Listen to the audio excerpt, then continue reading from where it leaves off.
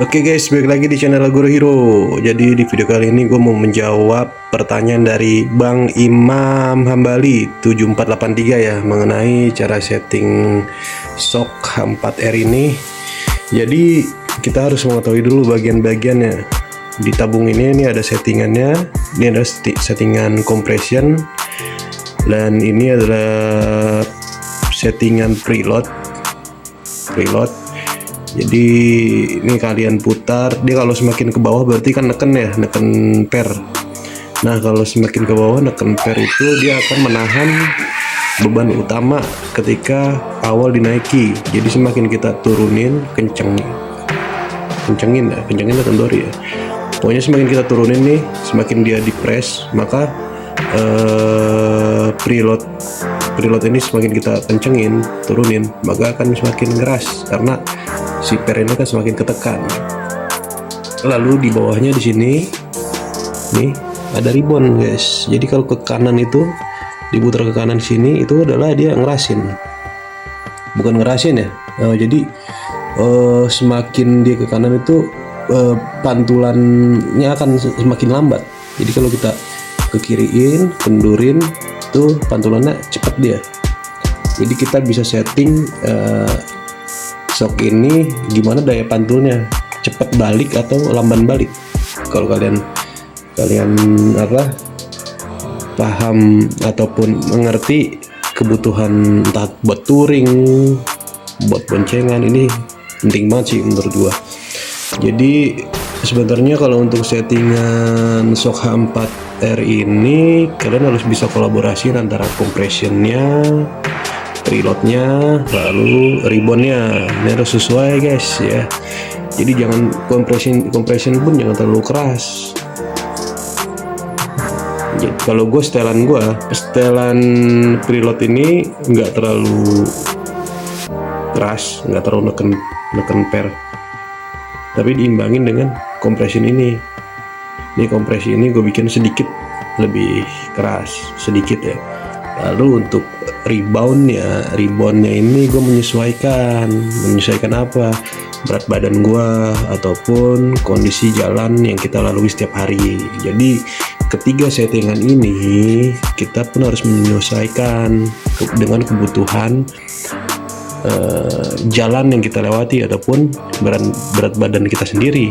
Jadi kalau kita udah ketemu settingan ya tuh enak banget sih. Jadi kalau gua sendiri itu gue punya settingan buat gue sendiri. Kalau settingan berdua itu ya paling gua tinggal gue tambahin ini kelikan compressionnya sekitar 1 ataupun 2 gitu. Terus ribbonnya tetap bisa gua naikin 1 ya. Pokoknya gue menyesuaikan sih, kira-kira bebannya berapa nih di motor ini. Kalau gue menyesuaikan, kalau compression gue berapa ya sekarang, 15 nggak usah 15 atau 12 ini. Nah kalau ini gue turunin sedikit nih, paling cuman ya karena ada titiknya nih, titiknya gue geser seret cuman di sini doang sekali, kanan kiri. Terus untuk yang bawahnya ini sekitar berapa gue lupa. Ini gue ribbonnya tuh nggak gue bikin lambat tapi nggak gue bikin kenceng, sedang kayak shock standar, cuman nggak terlalu lambat tapi nggak terlalu cepet baliknya. Nggak, itu tadi yang gue bilang, menyesuaikan berat badan ataupun kontur jalan yang kita lewati setiap hari. Jadi buat Bang Imam nih, kalau patokan gue belum tentu cocok di settingan lu bang, karena kan mungkin berat badan kita berbeda, terus jalan yang kita Bang Imam lewatin ataupun yang saya lewatin juga belum tentu sama konturnya, baik di perumahan Bang Imam ataupun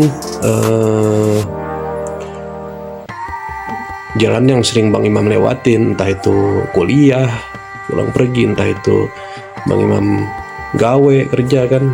Nah baiknya Bang Imam coba kulik sendiri settingannya.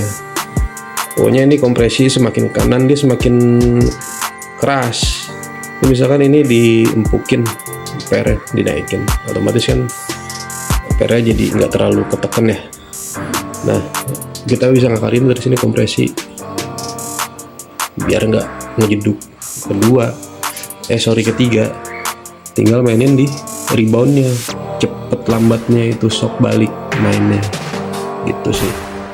Jadi kalau misalkan ada yang make shock H4R ini, mendingan experience aja, nggak apa-apa. Gue juga experience sih di jalan kurang stylannya nih, gue berhenti, gue sandar 2, gue setel, gue kuncinya gitu sih, sampai akhirnya gue ngerasa enak ya. Makanya gue lupa settingannya karena memang otodidak langsung ke jalan gitu. Jadi kalau cuman kita setting puter-puter ini, nyeting compression, nyeting preload, nyeting rebound, tapi dalam kondisi diem gini cuman kita genjot gitu, itu beda nanti pas kondisi jalan. Mungkin pas kita genjot empuk, pas jalan beda.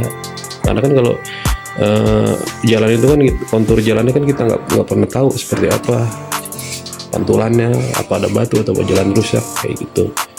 Jadi berexperience saja. Jadi kalau ini ya preloadnya mau diempukin, PR yang nggak tegang, nggak ketekan, nih agak kencang setelan compressionnya. Kalau rebound dibikin sesuaikan, jangan terlalu lembut, jangan terlalu lamban, tapi jangan terlalu cepat. Itu aja. Kalau gue ini agak gue turunin, jadi PR ini ketekan sedikit, terus compressionnya kurang lebih 12 atau 13. Nah ini gue lupa nih untuk reboundnya nih gue berapa nih. Yang jelas dia baliknya nggak lamban tapi nggak cepet sih, karena gue nyesuaiin kontur jalan gue di rumah dan di gawean. Oke, gitu aja video kali ini. Buat Bang Imam udah gue jawab ya untuk